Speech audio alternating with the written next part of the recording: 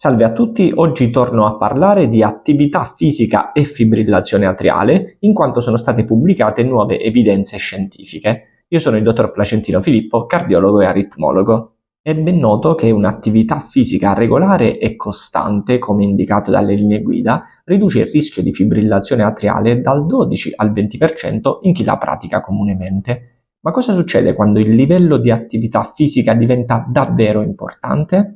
Prima di tutto c'è da definire cosa intendiamo per attività fisica molto importante. Questi sono gli sport cosiddetti di endurance, cioè di resistenza, che sono sport aerobici che sarebbero anche consigliati, ma se fatti a un livello molto intenso, possono portare a delle modificazioni nel cuore che vedremo tra poco. Sono principalmente la corsa, il podismo, il ciclismo, ancora il nuoto, il triathlon e lo sci di fondo.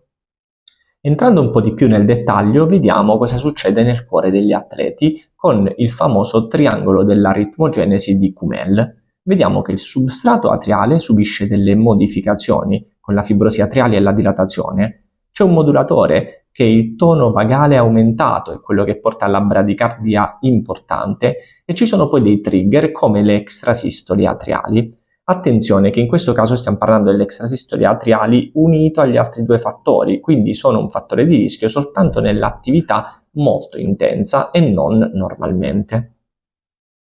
Precisiamo subito che tutte queste modificazioni non avvengono nel caso della camminata veloce, che invece è raccomandata e porta importanti benefici, come vedremo nel prossimo grafico. In questo grafico vediamo la classica forma ad U, dove partendo dalla destra vediamo le persone sedentarie che hanno purtroppo un elevato rischio di fibrillazione atriale.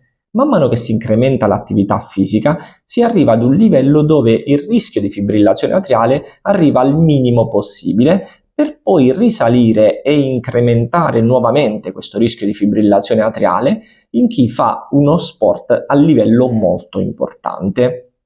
Qual è dunque il livello di attività fisica adeguato e raccomandato? Le linee guida ci dicono di fare una camminata veloce almeno mezz'ora al giorno, cercandola di fare un po' tutti i giorni.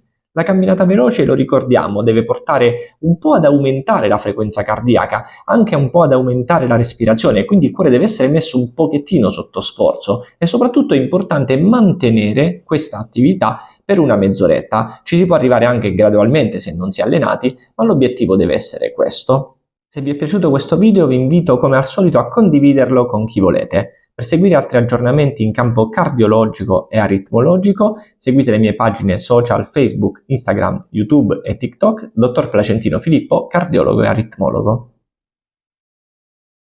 Grazie e buona salute a tutti.